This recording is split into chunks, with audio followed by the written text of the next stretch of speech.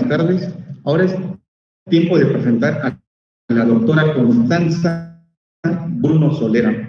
Ella es periodista, docente y defensora de los derechos humanos de las mujeres.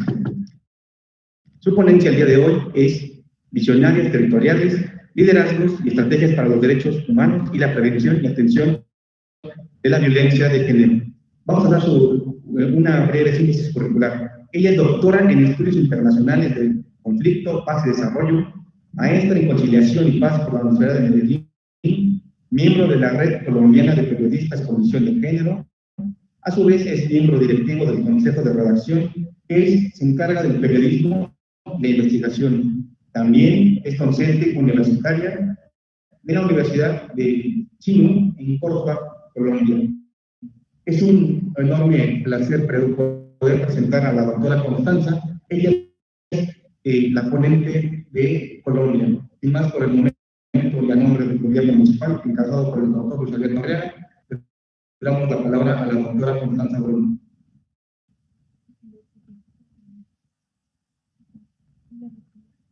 Doctora Constanza, si puede activar su audio, por favor.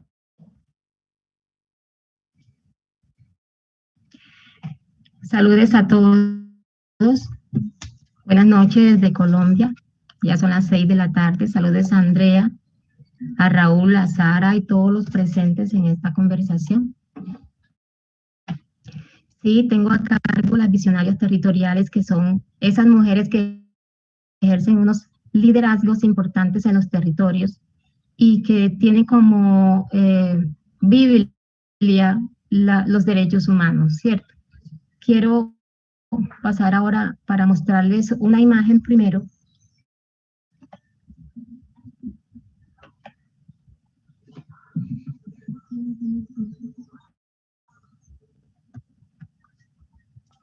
Permítanme un segundo.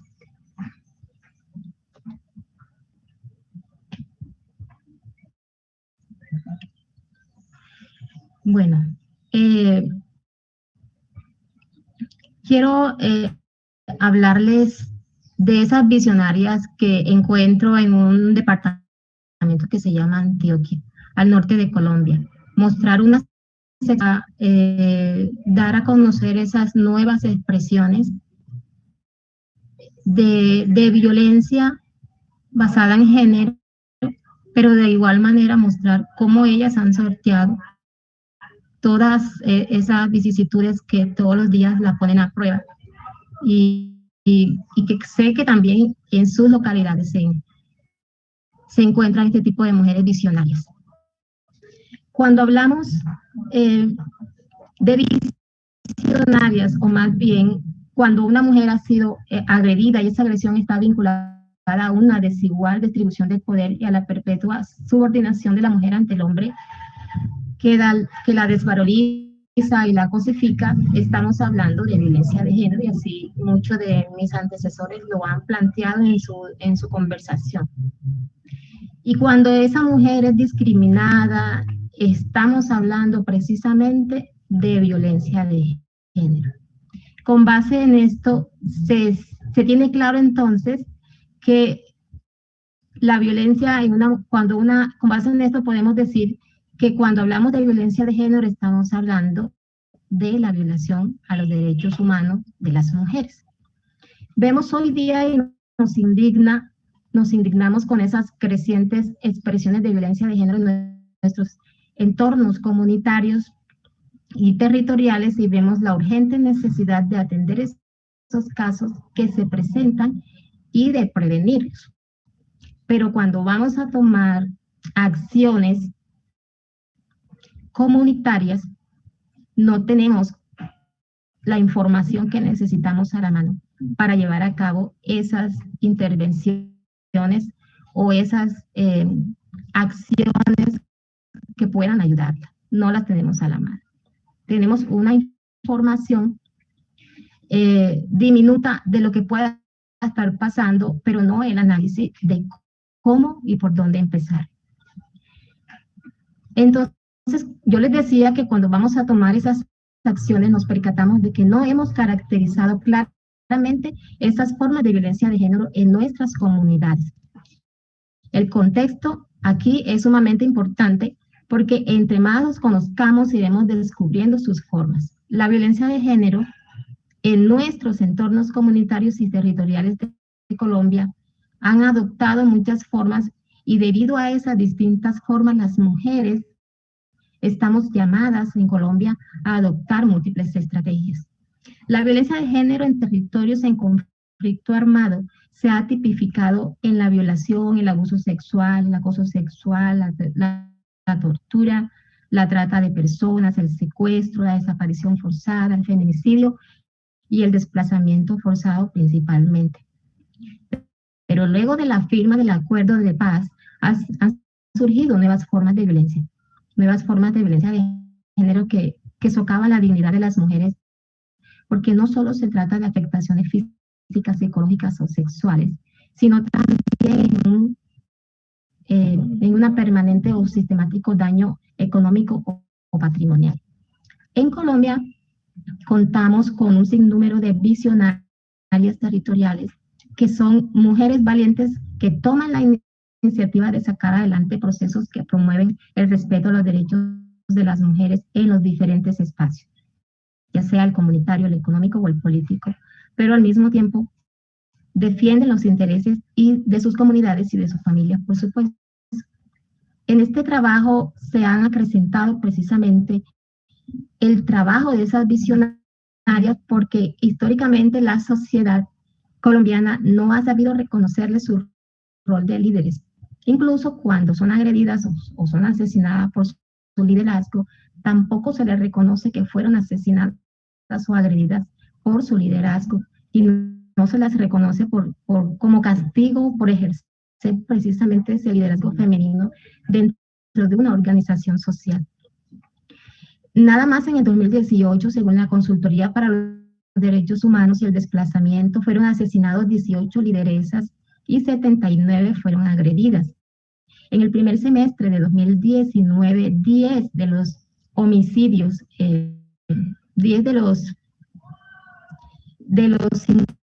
59 homicidios que se cometieron contra líderes sociales, corresponden a mujeres. Y en este mismo periodo, 171 de ellas sufrieron algún tipo de agresión como amenaza y atentados. Y en este 2020, las cifras aumentan y muestran el interés de los victimarios de atacar a las mujeres que integran los núcleos primarios comunitarios, las organizaciones sociales y políticas de las comunidades en los territorios. Las visionarias, como yo les he llamado, se enfrentan a múltiples obstáculos en el ejercicio de su liderazgo y por eso son discriminadas y aisladas en los espacios de participación, amenazadas, maltratadas, hasta agredidas sexualmente y luego asesinadas. Estas agresiones las tipificamos como violencia de género. Según el programa no gubernamental Somos Defensores en Colombia, que lleva el conteo de todos los asesinatos de líderes, hasta marzo de este año han sido asesinados 442 personas que lideraban procesos comunitarios o defendían los derechos humanos. Estoy hablando de hombres y mujeres. Esos asesinatos se dieron después de la firma del acuerdo de paz entre el gobierno y la guerrilla de las FARC. Entonces, en medio de este oscuro panorama, las visionarias siguen ejerciendo su liderazgo, pero acuden a estrategias diversas. Ahora veamos cuáles son esas visionarias y cuáles son sus estrategias para atender y prevenir las viejas y nuevas formas de violencia de género. Yo he escogido a un grupo muy representativo. Aquí tenemos a las visionarias que viven en el departamento de Antioquia, al norte de Colombia, en localidades ubicadas en el oriente antioqueño, que por más de 50 años ha sido una zona que ha estado en confrontación armada y pese al acuerdo de paz, este no ha podido ser implementado como se había pactado. Y en medio de este panorama, ellos siguen creando estrategias, visionando un futuro de paz y de bienestar. Las primeras visionarias que ven aquí y que he identificado son las mujeres del departamento de Antioquia en Colombia y tienen mucho que enseñarnos en cuanto a identificar esas formas de violencia de género que se han aflorado después de la firma del acuerdo de paz con las guerrillas de las FARC. Entre esas visionarias tenemos aquí de primera las mujeres cafeteras, que son las que siembran, recogen la cosecha y salen a venderla. Pero es importante conocer el contexto donde ellas se encuentran, porque es como la invitación que les hago aquí como estrategia a entrar, antes de entrar a resolver conflictos en nuestras comunidades, conocer primero el contexto histórico de esas comunidades, ¿cierto? De esas mujeres. Entonces, las cafeteras adelantan un papel importante, y es importante atender esos contextos históricos de nuestras comunidades. Cuando, en el caso de las cafeteras, quiero contarles primero que cuando los curas llegaban a los pueblos de ellas, mandaban a los feligreses a sembrar matas de café por cada pecado emprendedora convertida en una tradición toda extraña, que se extendió por muchas zonas cafeteras de Colombia. Fue así como los pecados echaron raíces en esas montañas, dicen las mujeres. Las plantaciones se multiplicaron, las ganancias también. Pero los grupos armados llegaron a imponer su ley, y ante tantos atropellos a los derechos humanos, las mujeres salieron desplazadas con sus hijos a las ciudades. Cuando se escribe el acuerdo de paz, las mujeres deciden regresar a sus montañas, a sembrar nuevamente café, pero se encontraron con obstáculos, y esos obstáculos eran sus maridos y los hombres del pueblo, que por ser mujeres no les pagaban lo que habían trabajado un día. Se cansaron de esas humillaciones, de tener pues que soportar recriminaciones por el hecho de que ellos eran quienes llevaban la comida a casa. Pero a ellos se les olvidaban que ellas trabajaban como mulas dentro y fuera de los cafetales para que el proceso resultara exitoso, pero también para que el hogar funcionara. Ellas ya no se sentían las esposas, sino las esclavas, no solo de ellos, sino de sus trabajadores. De las ganancias obtenidas por la venta del café, ellas no recibían nada, muy a pesar de que es a la mujer a la que le toca hacer el proceso de secamiento del café, ponerlo al sol, revolverlo frecuentemente para dejarlo en su punto. Estas tareas consideradas menospreciadas son asignadas a las mujeres, mientras que la siembra y la venta, las actividades calificadas nobles propias de los hombres.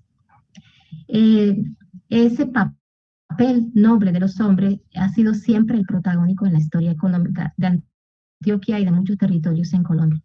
Históricamente los hombres les han robado protagonismo a las mujeres, muy a pesar de que ellas dejan todo listo para que ellos salgan a venderlo a los pueblos, pero casi siempre disponen del dinero y se encargan de llevar sustento a la familia.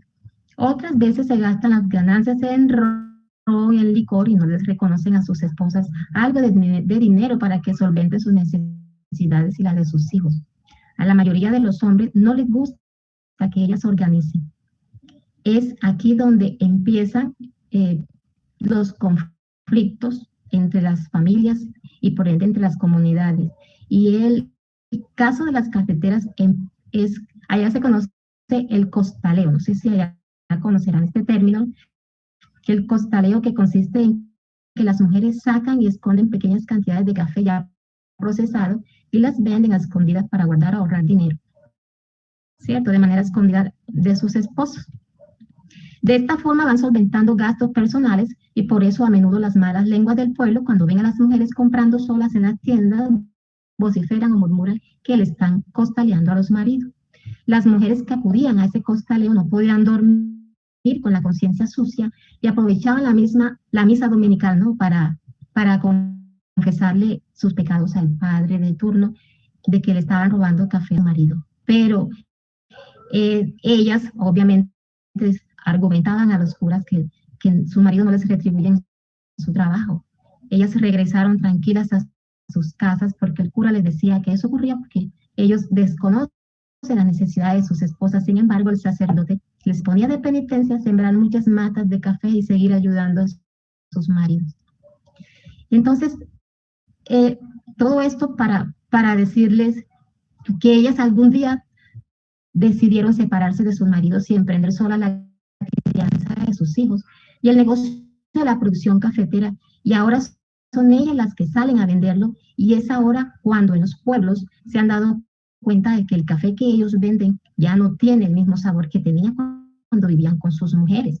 Los baristas notaron entonces que el que ellas venden sabe mejor.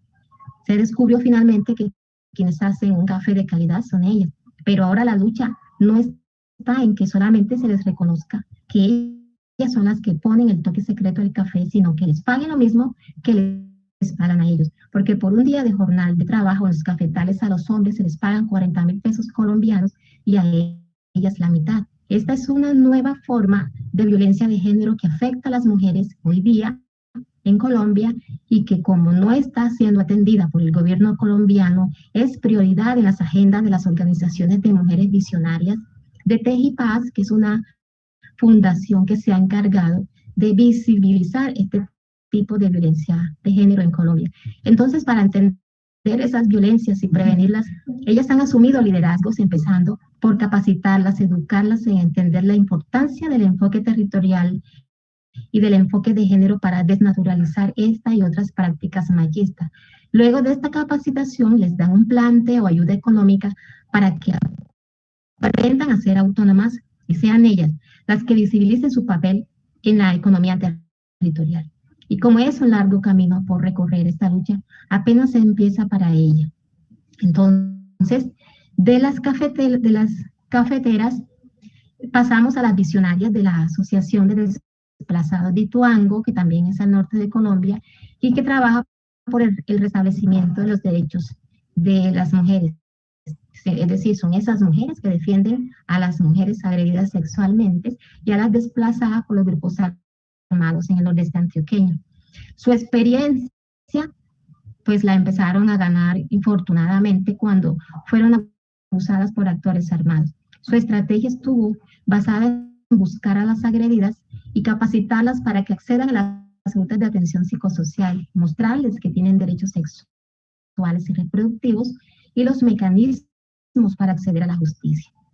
Hacerlas entender, era importante hacerles entender que no era su culpa, pero sobre todo que su destino no era cultivar el dolor y la culpa, pero que sí tenían una responsabilidad y era la de transformar sus historias, desnaturalizando el delito del abuso sexual entre las mismas mujeres que aceptaban como suerte esta situación por encontrarse inmersas en un territorio en disputa armada. A este primer reto se le debe sumar otro, ¿sí? Y era que voluntariamente debían aceptar ser capacitadas y educadas para lograr una autonomía económica y política en sus territorios. Y entonces, pues, para este compromiso debían aliarse con otras redes, con propósitos comunes y visionarios también. Y en este camino encontraron a la Asociación de Mujeres Ideales de Ituango, relegadas históricamente solo a tener hijos. Y la idea era que con estas capacitaciones dependan solo de sus capacidades. Esta asociación surgió tímidamente en medio del sonido de las metrallas en el municipio llamado Ituango, también al norte de Colombia. Su asomo se dio al filo de la desaparición forzada en el cañón del río Cauca, es un río inmenso que baña a 12 municipios cañoneros, como le llamamos acá. También, pues, esa aparición de esta asociación también se da en medio de masacres y de una pobreza desatada por los desplazamientos forzados. La violencia armada desvertebró el tejido social hasta el punto que pronunciar las palabras derechos humanos es una prohibición que ahora más que nunca está vigente en este territorio. Allí nadie se hace llamar defensor ni siquiera del agua ni del territorio, porque es asesinado. Entonces se idearon ellas una organización que buscara la paz en su región desde el desarrollo comunitario y la equidad de género, que se caracterizara por promover las cosas positivas de la zona y por no apoyar postura política ni ideológica, ni mucho menos a un grupo armado. Esto les ha permitido a ellas hacer alianza y exigirles a las empresas que han generado impactos ambientales y económicos comprar sus productos para fortalecer el comercio local y abrir canales de comercialización para los municipios vecinos.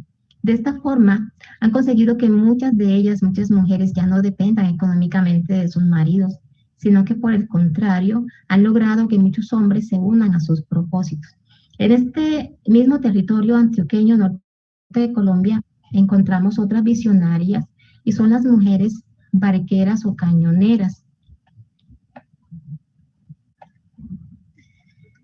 las barqueras o cañoneras que se encuentran, pues son las que viven a las orillas del río Cauca. ¿Qué significa ser barqueras o cañoneras? Es más que coger una batea, ¿sí? Es como un recipiente, llenarlo de arena del río, removerlo y bañar esa arena hasta obtener y conseguir el oro. Entonces, esas son las cañoneras que no solo han encontrado en el río, sino han buscado la manera de proteger las playas, de cuidar los ríos, de servirse de ese río. Muchas de ellas están agremiadas a una organización que se le llama Ríos Vivos y que está conformada por asociaciones de barqueros, pescadores, arrieros, agricultores del mismo río Cauca, afectados por un proyecto hidroeléctrico de Hidroituango que desde el 2009 empezó a operar y a causar daños ambientales en este municipio. Estas mujeres denuncian daños y violaciones a los derechos humanos cometidos en el marco de la ejecución del proyecto ambiental. Las cañoneras no solo se han agremiado para denunciar las afectaciones ambientales, sino para buscar a sus desaparecidos durante las confrontaciones de los grupos armados. Ellas vienen pidiendo consecutivamente que la hidroeléctrica no inundara esos predios, no inundara esa zona, hasta que la única forma que tenían era por señas dejadas en los árboles por los grupos armados, pero con la emergencia ambiental del año pasado, que a lo mejor pudieron ustedes haberla conocido por las noticias, es una avalancha que se presentó y donde ellos consideraron que se perdió la oportunidad de buscar a sus desaparecidos por estas señales que habían dejado los grupos armados. Ahora pues ellas esperan que esa Comisión de la Verdad avance en la búsqueda de fosas comunes y ahora las mujeres buscan a sus desaparecidos, pues se enfrentan a todo tipo de violencia de género de muchas formas, y no solo hablo de las cañoneras del Cauca, también hablo de otras que están en otros municipios de Colombia, como es el caso de Milda Vanega, que es una lideresa que viene adelantando unas acciones importantes casi que en todo Colombia, recorriendo Colombia y capacitando a las mujeres. Ella busca a su esposo asesinado, desaparecido hace 40 años. Ella narra que dentro de esas violencias de género que le ha tocado vivir en la búsqueda de su esposo, narra que se siente agredida cada vez que le dicen y le gritan una vez de diferentes formas, que cómo era posible que quedara viuda así de buenona, y que cómo es, y que por lo menos así como la ven de sola y de débil, deberían hacer de ella una fiesta. Son mensajes que recibe en el celular, que recibe por llamadas telefónicas y dice que presencialmente. Dice que es un constante acoso, que ella dice que de todas maneras siente como un mensaje indirecto, como para que deje de buscar, para que deje de liderar, para que deje de empoderar a las otras mujeres. Entonces, como víctimas y resistentes, vimos primero a las mujeres cafeteras que buscan reconocimiento histórico, que buscan que se les reconozca su papel económico en su población, y también vimos a las que defienden a las mujeres agredidas sexualmente y a las desplazadas por los armados en el noreste antioqueño. Y en este mismo territorio acabamos de ver también a la Asociación de Mujeres Ideales, que promueven el emprendimiento económico y político de las mujeres. Vimos también a las cañoneras y barqueras que denuncian atropellos al medio ambiente y a las que buscan a sus desaparecidos por los grupos armados. Pero en estos grupos que les acabo de mostrar, y que en ese proceso de reclamación de verdad, de justicia y reparación, se han convertido en agentes de cambio y han alzado sus voces desde un discurso de derechos.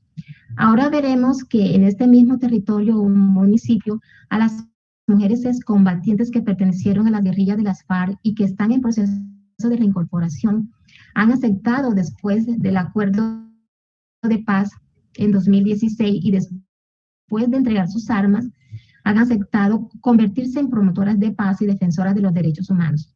Entre ellas están la sobreviviente de minas antipersonal, pero esta promotoría de paz es de puertas para adentro, porque están muy expuestas a la sanción social y al peligro que les representa visibilizarse en este momento en la historia de Colombia, en que han sido asesinados más de 195 militantes en procesos de reincorporación. Con las excombatientes sobrevivientes de minas antipersonal, estamos tratando ahora de capacitarlas para que pongan sus vivencias en contexto dialogante con la experiencia de las mujeres sobrevivientes de minas no combatientes para unificar la memoria y emprender caminos de reconciliación. De igual forma, entre las excombatientes, los que vemos aquí en esta imagen, hay un potencial poderoso que organizan las comunidades y también organizan las informaciones del día a día de lo que se va presentando en sus veredas y comunidades y ayudan a promover de la mano con los hombres de territorio también excombatientes los proyectos productivos. Entre esos proyectos productivos hay uno que se llama Café Paramillo, que tienen bastante entrada, ¿sí? Tienen bastante entrada y empieza a ser conocido también en otros países de Europa. Y vemos el potencial que tiene la población excombatiente para iniciar acciones y ayudar a las mujeres en su empeño por resolver conflictos comunitarios, ¿cierto? En estos momentos, ejercer esos liderazgos para las combatientes resulta muy arriesgado por las amenazas y asesinatos de 12 de sus compañeros entre el año pasado y este.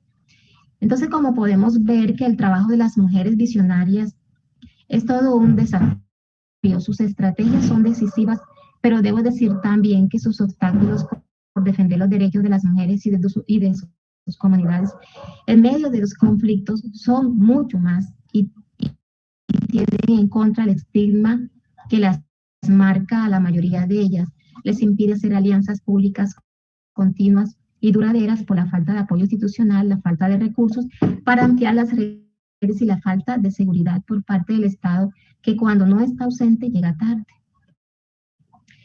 Esto ha fragmentado mucho los procesos de liderazgo de estas mujeres, pero no los ha desaparecido porque ellas siguen allí al pie del cañón, capacitándose, actuando, denunciando y defendiéndose para ampliar las redes de apoyo y para transformar su entorno.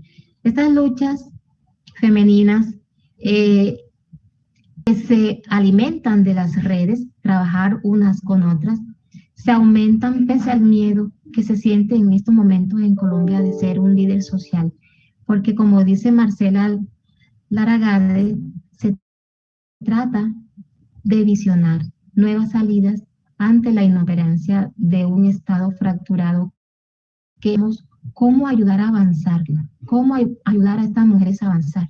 Los acuerdos firmados entre el gobierno y las guerrillas de las FARC reconoció la importancia de trabajar el enfoque de género, pero también el enfoque étnico y el territorial.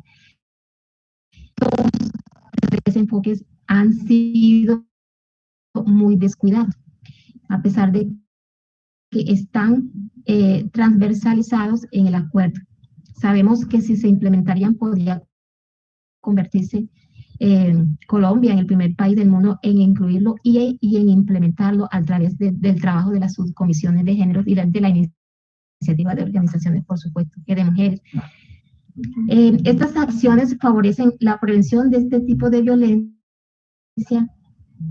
debido a que promueven el reconocimiento de las mujeres y de las personas con identidad de género como interlocutores válidos en la escena pública, con el desarrollo de políticas públicas que están relacionadas con el enfoque de género.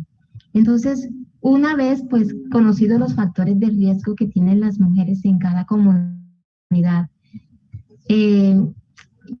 yo propongo que se debe capacitarlas para unificar esos liderazgos y organizar grupos de apoyos para poner en marcha planes de acción tendientes a prevenir de manera temprana durante la urgencia del hecho que se presente y emprender acciones para garantizar la no repetición del hecho. Esto yo considero que pues no solo se logra gestionando para que los alcaldes los incluyan dentro de las agendas gubernativas y sí, no solamente incluyéndolos en esas agendas, porque todo lo que esto que yo les acabo de decir, que está en un acuerdo de paz, se escucha tan bonito, porque a pesar de los avances, de los retos, no son mucho más, ¿cierto? Y el apoyo sigue siendo escaso, y qué lástima que pues la sabiduría ancestral y la que les ha dejado el conflicto armado y los conflictos comunitarios son las administraciones y organizaciones gubernamentales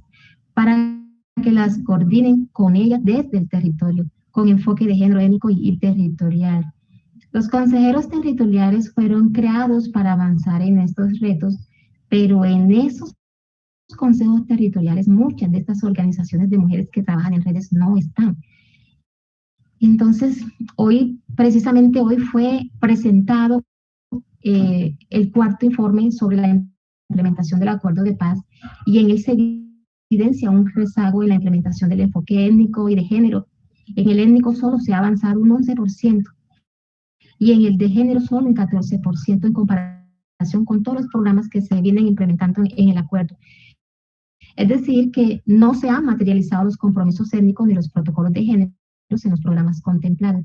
Y en este atraso pues yo considero que ha ocurrido sencillamente porque, como bien se reconoce en el mismo informe, en los documentos nacionales de implementación no se han incluido los enfoques de género étnico y territorial para emprender nuevas transformaciones. Entonces, el trabajo comunitario ya es una semilla solamente por las mujeres en los territorios. El trabajo en red ha sido importante y ellos van a seguir haciendo. El problema es que no se cuenta con el apoyo institucional, que es fundamental para poder avanzar, para poder hablar así de resoluciones comunitarias en nuestras zonas, en nuestras regiones y en nuestros territorios. No sé si tienen alguna pregunta que hacer en relación con las experiencias que en estos momentos se vienen implementando desde las regiones más apartadas de la Colombia profunda.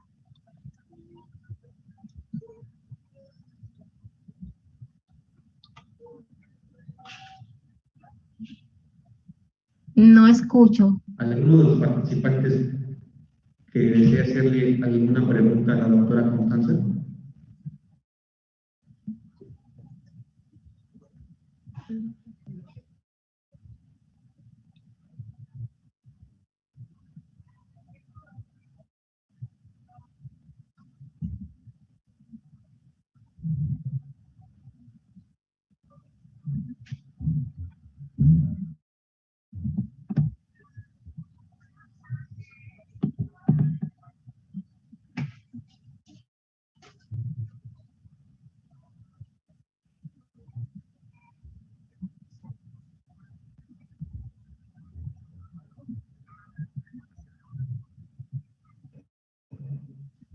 Bueno, al parecer ha quedado todo muy claro la ponencia de la doctora Constanza. En este momento cedemos los lugares para poder hacer un conversatorio con nuestros ponentes anteriores y con la doctora Constanza.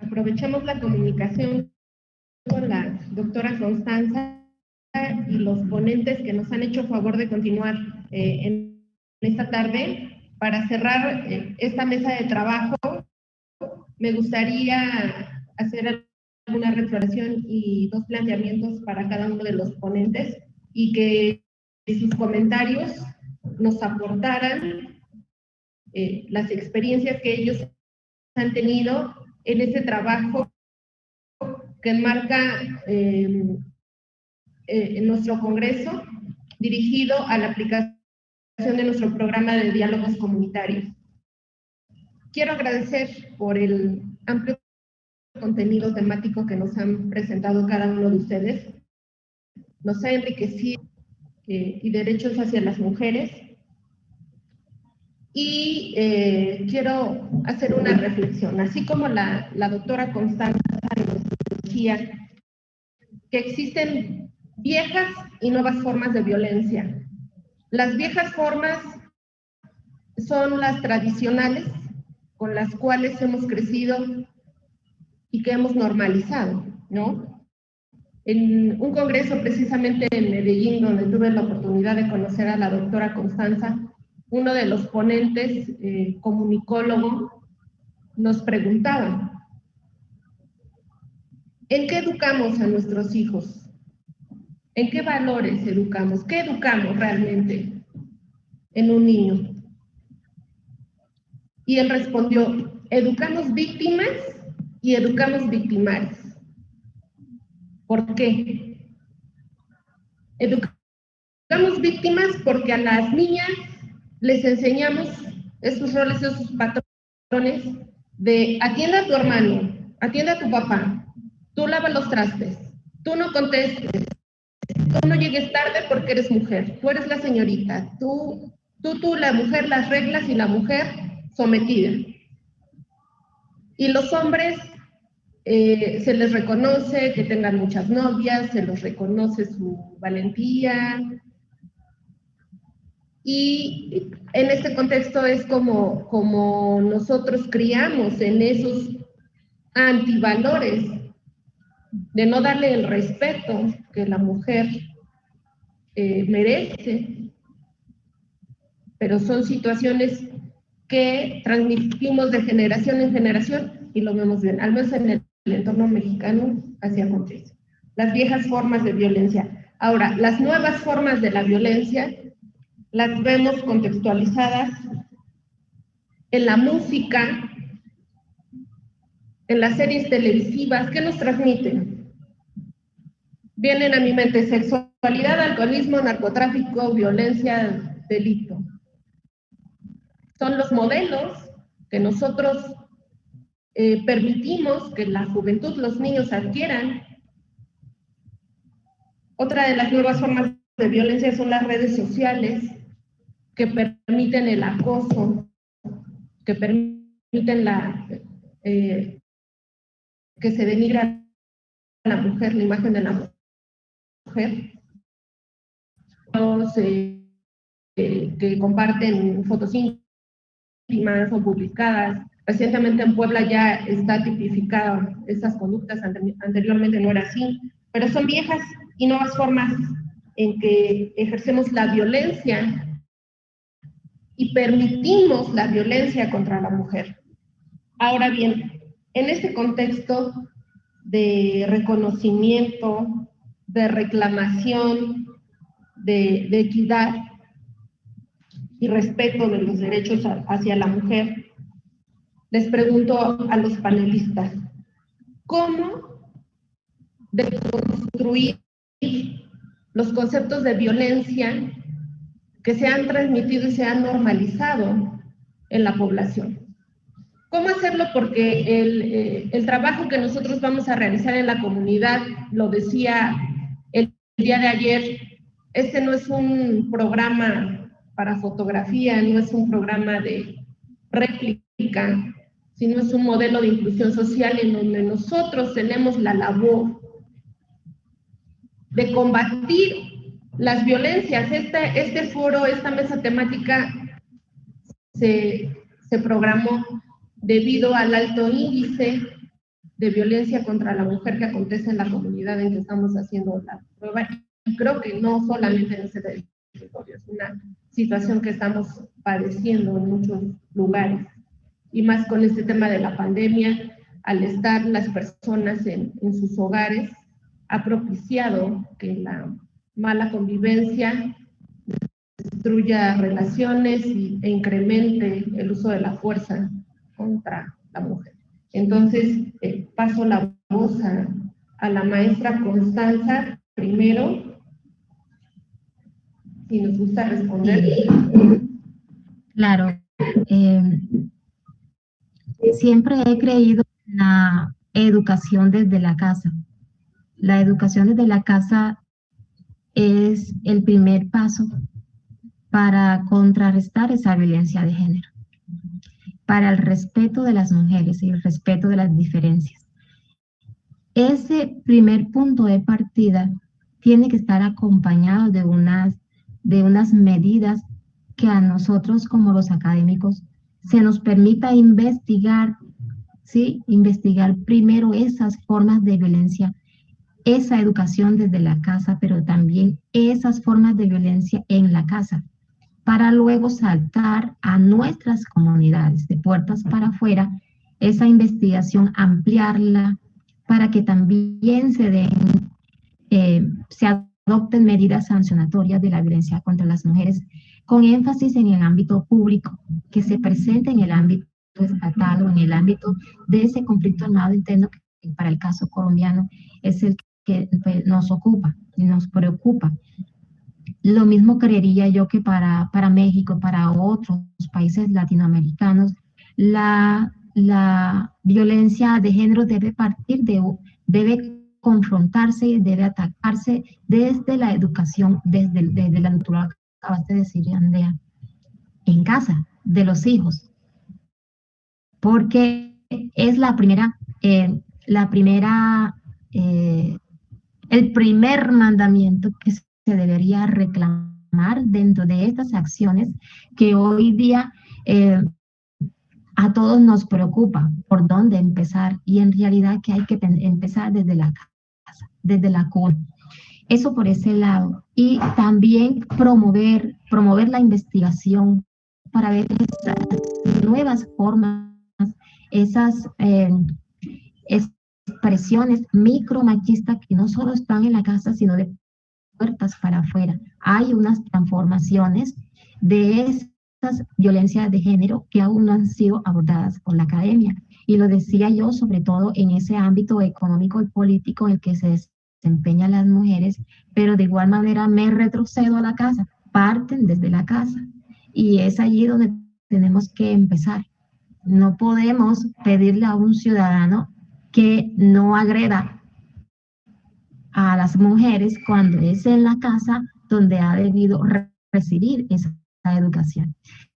Entonces yo pues me ocupo en esa parte, porque siendo las mujeres las visionarias de las que yo hablo, esas visionarias están multiplicando las redes, haciendo alianzas unas redes con otras, porque son conscientes de que la educación empieza por casa, pero también son conscientes que tienen miles de obstáculos porque la institucionalidad no favorece esas acciones que ellas en estos momentos están desarrollando. Muchas gracias, doctora. Le damos la palabra a la maestra Sara, por favor. Bueno, igual que la doctora Constanza, veo muy relevante la promoción de valores, como lo mencionábamos en la plática, pues los valores del respeto.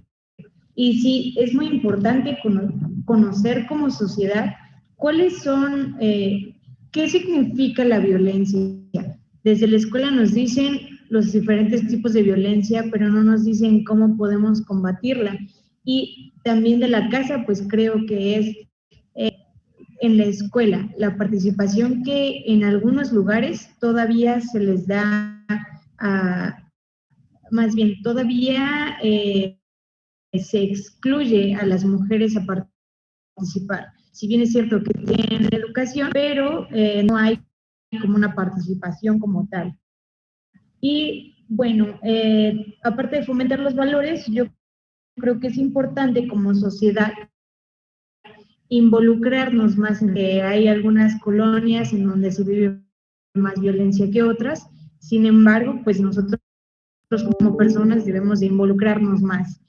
Como lo decía en la plática, pues poder exigirle a las autoridades. Y si bien es cierto, aparte de las autoridades, pues nos podemos apoyar en la sociedad, en donde existen organizaciones de la sociedad civil que nos ayudan a promover y proteger. Entonces, mi conclusión sería, pues, fomentar más los valores y como sociedad, pues, involucrarnos más en estos temas que son de nuestro interés.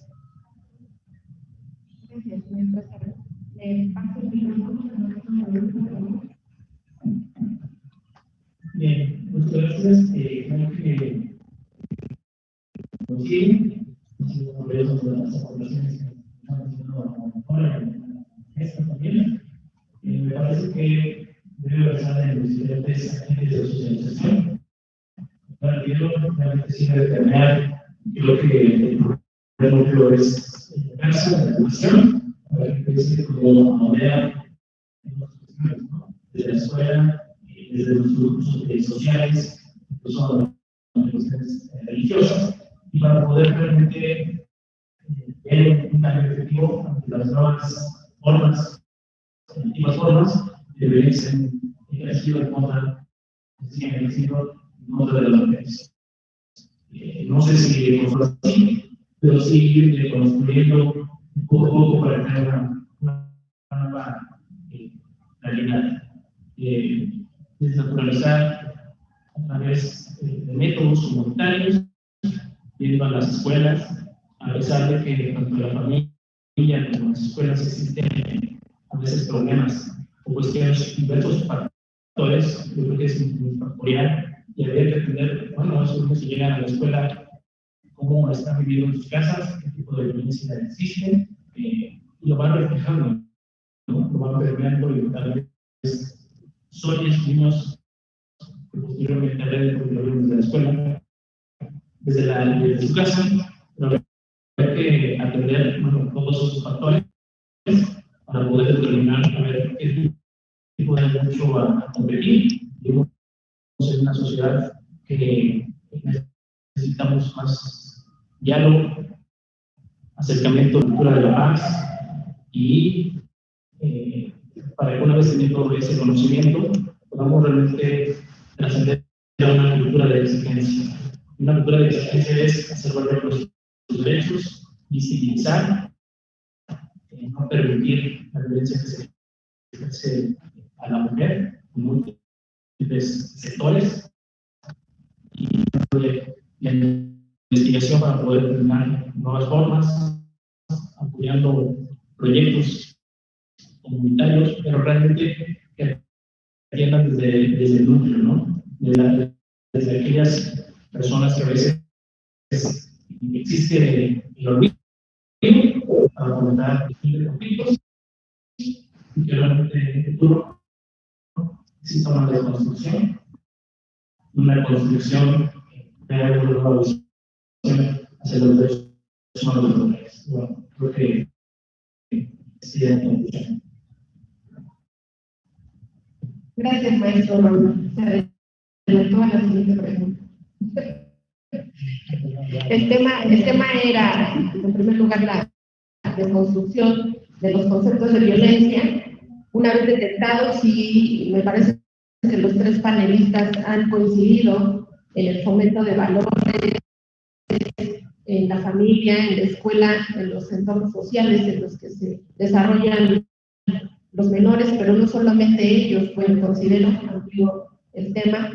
El trabajo, ayer decíamos, justicia restaurativa es una educación, sí, vamos a llegar a las escuelas, hogares, en personas de temprana edad, pero considero que también es una reeducación en el tema de hombres, en el tema de género, hablamos de nuevas masculinidades, de reforzar los roles, una educación, una reeducación continua en estos temas, y trabajar sobre una sensibilización. Les planteo el siguiente cuestionamiento, si quisieran agregar algo, y si no, lo dejamos con los que ustedes ya han hecho, porque parte de la respuesta ya está dada. Planteaba en la primera hipótesis cómo deconstruir, ya no salen dando golpes. El maestro Raúl mencionaba cómo construir esos nuevos conceptos sociales y culturales donde se respeten ampliamente situaciones de género y derechos de las mujeres.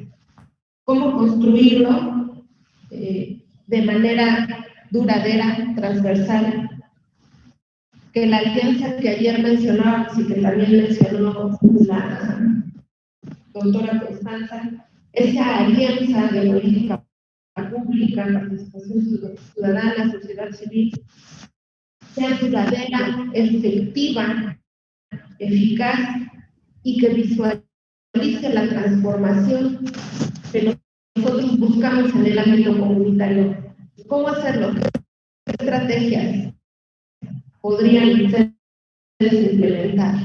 Aquí es una situación de acción. ¿Cómo lo materializamos nosotros en la comunidad? Doctora Constanza, ¿les quiere agregar algo?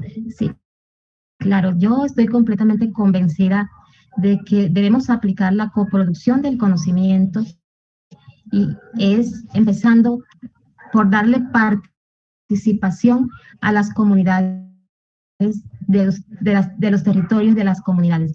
Ellas son las que nos tienen que enseñar a nosotros cómo se han venido defendiendo, porque es que en realidad los estados implementan unos planes que están acéfalos de enfoques territoriales, los enfoques técnicos, y es el enfoque comunitario que se le debe dar a todo proceso.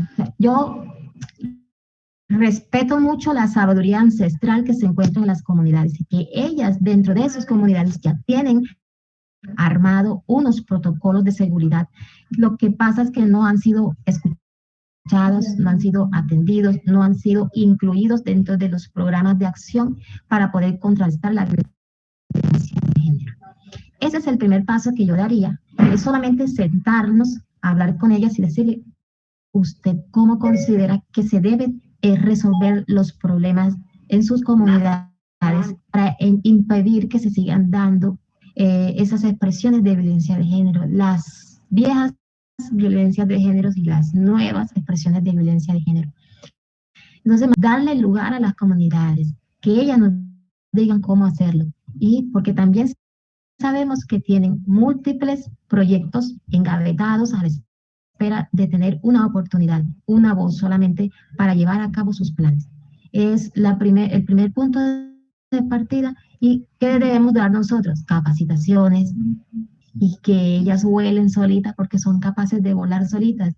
Unas acciones encaminadas a otras acciones, entonces, unos liderazgos que se sumen a otros liderazgos. Las lideresas ya están, solo necesitamos es visibilizar. Okay. Muchas gracias.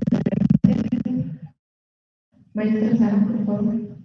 Sí, yo creo que por parte de la autoridad, si bien es cierto que realiza políticas públicas, es obligación de nosotros los ciudadanos de involucrarnos en los temas. Y sobre todo, pues, si bien es cierto, la autoridad realiza estas políticas públicas, sin embargo, pues las hace muy al aire.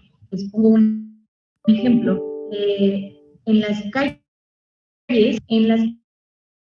se realizan políticas públicas para que las personas con discapacidad puedan tener esa accesibilidad para poder transitar libremente. Sin embargo, pues no se toma la opinión de cómo se deben de diseñar esas políticas públicas a una persona con discapacidad. Esto, pues no, el gobierno o la autoridad realiza estas políticas públicas, pero no toma la opinión de las personas en situación de vulnerabilidad. Entonces, es muy importante como ciudadanos involucrarnos, como ya lo mencionó la doctora Constanza, involucrarnos en estos temas y sobre todo, pues, aceptar estos conceptos de violencia, porque si bien es cierto, nosotros los escuchamos en los programas de televisión, no vemos la realidad de estos temas. Pensamos que pues solamente la violencia se vive en otros lados o es parte de las películas, de las comedias de televisión, como por ejemplo, pues no sé, se me ocurre los programas de Televisa, y que solamente la violencia ocurre en estos programas, ¿no? En el que hay mucho drama, en que estos programas nos dramatizan toda esta violencia que viven las mujeres, o pues todas estas situaciones. Entonces, yo creo que tenemos que involucrarnos como sociedad, realmente sí, realizar pues estas capacitaciones. Sin embargo, he conocido muchas autoridades que sí realizan estas capacitaciones, sin embargo, la sociedad se niega. Les doy un ejemplo. Cuando yo trabajaba en la Comisión de Derechos Humanos, muchas veces cuando nosotros queríamos dar capacitaciones, lo que hacíamos era llamar a una escuela para poder realizar esta misma capacitación, y las escuelas nos negaban la entrada o el acceso. ¿Por qué? Pues porque íbamos a suspender clases, porque la SEP ya no les daba permiso. Entonces, nosotros como sociedad, de verdad, tenemos que involucrarnos en estas capacitaciones, en aceptar recibir más conocimientos por parte de la autoridad y, bueno, por parte de la sociedad.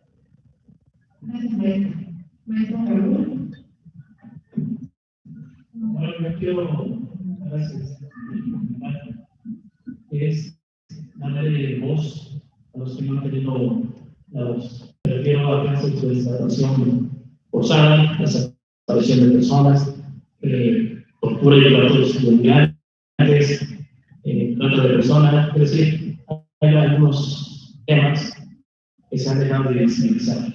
Que si bien es cierto, existen políticas públicas, muchas de ellas, muchas de las políticas simplemente para cumplir el compromiso, pero no hay realmente un acercamiento a ese sector, ¿no?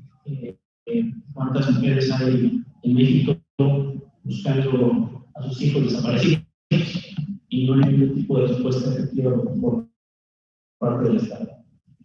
Me parece, desde esta óptica, es realmente ir construyendo poco a poco. Yo creo que este tipo de eventos o esta forma, tal vez local, pero de vida digital y poder charlar con todos ustedes, es realmente poder transmitir el conocimiento y decir, como decía un autor, John Haraway, decía, vamos a gritar fuerte hasta que nos escuchen, un grito tal vez desesperado, pero es un grito desesperado que nos alienta a construir nuevas realidades, nuevas formas de funcionar y evitar la violencia contra las mujeres. Yo creo que sí es importante, pues, el acercamiento a todos estos grupos. Digo, aquí en México parece que son invisibles, no hay ningún tipo de atención ni de aceptación, pero realmente para comprender un contexto, no creo que pudiéramos hablar de qué tipo de violencia sufren. Realmente, a ver, hemos escuchado a esas madres que están buscando a sus hijos, a las niñas, niños y adolescentes, cómo lo están pasando en la escuela, es decir, la cuestión del acoso escolar, es lo que está sucediendo. Si nos vamos a las cuestiones económicas, familiares, ya la doctora nos aclara muy bien en lo que está sucediendo, además la ley, las cuestiones de paz, los tratamientos, es decir, desnaturalizar lo que está sucediendo y, bueno, pues ir construyendo a partir de estos conceptos, ¿no? Que pasa de la teoría, pero a la práctica, bueno, pues darle voz a aquellos que parece que se han olvidado, o justamente hemos olvidado. Agradezco las aportaciones que han hecho los tres panelistas. Si no hubiera preguntas en el chat, voy a concluir con siguiente comentario. Las estrategias y los planes que han presentado cada uno de ellos nos van a servir para reforzar la implementación de nuestro programa comunitario, y solo quiero reforzar un tema. El día de ayer la maestra Elia comentaba o cuestionaba la situación de que si podemos aplicar alguna metodología restaurativa de las que no están contempladas en nuestra legislación. El día de ayer yo le comenté que mientras no se contravenga ningún principio legal, podemos realizar las prácticas comunitarias.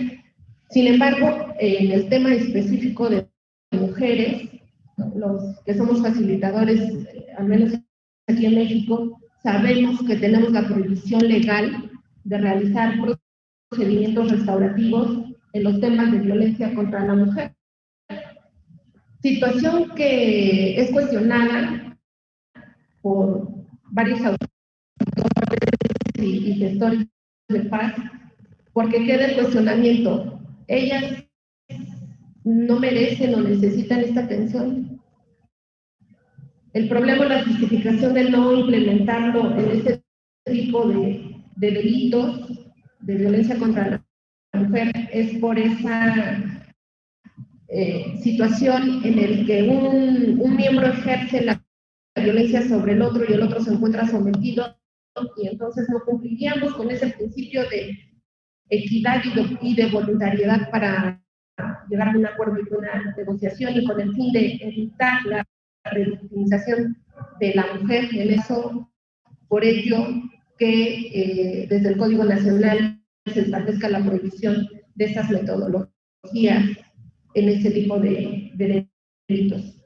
Pero como decíamos ayer, tocaba la maestra Laura, podemos hacer un híbrido, sino para resolver el conflicto y para dar esa atención integral de la que hemos hablado, de la que ya tocó el maestro Raúl, la doctora Constanza, esa preparación integral a la víctima, de atender su sentimiento, de atender su emoción, podemos gestionarlo con ella misma.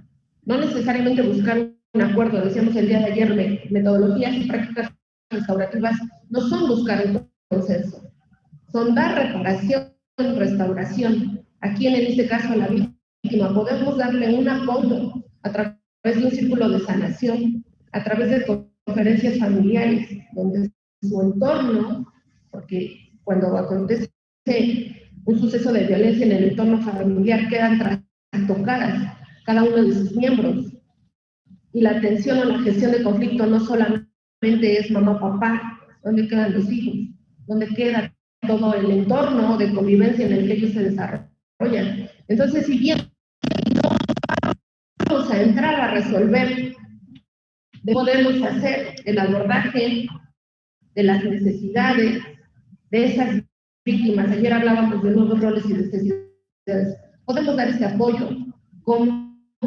gestión comunitaria. Bueno, al menos es lo que vamos a hacer en el entorno de San Francisco, Huapan. Y esa era la contribución que yo quería comentarles, porque lo tenemos planteado ya. Si no hubiera alguna otra pregunta, ¿no? Agradecemos desde el municipio de San Pedro Cholula la participación a este día de congreso. Doctora Constanza, yo quería agregar, aprovechando este cierre que estás hablando de justicia restaurativa, me hiciste acordar mucho de un proceso de restaurador que se llevó a cabo acá en Antioquia, precisamente en el oriente antioqueño. Hay una abuelita que nos hizo ver durante un taller la importancia de reparar las piezas rotas en nuestras comunidades. Y ella lo relacionó con ese jarrón que se rompe en casa y que salimos y lo botamos a la basura, porque consideramos que ya el jarrón no sirve. Ella nos propone que para su época los conflictos se arreglaban reparando el jarrón pieza por pieza, y luego esas rotas. De igual manera, esa simbología aplicada a la justicia restaurativa, a esa que se necesita y que le da oportunidad, en el caso de la mujer, a perdonar, no a perdonar, sino a vivir, aprender a convivir, ¿sí? Mostrar expresiones que puedan multiplicar en acciones y en estrategia. Y a quien aquellos victimarios que hicieron daño, tener la obligación de brindar a la sociedad y a sus víctimas oportunidades, ¿sí? Brindarles esas oportunidades para que digan por qué pasó eso, porque es importante en el contexto colombiano saber por qué pasó y ese por qué pasó, cuál es la estrategia que da él como victimario para no repetir nuevamente ese hecho. Eso es importante dentro de la justicia restaurativa. La justicia restaurativa no nos pide a nosotros que perdonemos y que de buenas a primera pues aceptemos un perdón. En los actos públicos de perdón que ha tenido Colombia se han dado estrategias históricas, es decir, yo te acepto perdón como victimaria, te acepto perdón, pero te lo acepto por una estrategia. Para el caso de las mujeres que buscan a su desaparecido, aceptan el perdón, pero para que los exguerrilleros de las FARC digan dónde están sepultados esos cuerpos. Entonces la justicia restaurativa en estos momentos se está tomando como ese punto de partida. Yo te ofrezco el perdón, pero por favor dime dónde está mi ser querido. Esa es una justicia para aprender a vivir de aquí a allá, porque ya no podemos retroceder, no podemos devolverle la vida a nuestros familiares, a nuestros amigos, pero sí podemos continuar viviendo, pero siempre y cuando haya una voluntad de reparar esas piezas rotas. Coincido con usted, doctora Constanza. Muchas gracias por el tiempo y la dedicación que nos brindó. Han sido muy enriquecedor cada una de sus aportaciones, así como de los panelistas que nos acompañaron de forma física en el Cabildo de San Pedro Cholula. Sin más, por el día de hoy concluiremos el día lunes, el próximo día lunes 22, retomamos las labores de este congreso. Muchas gracias. A ustedes. Un abrazo.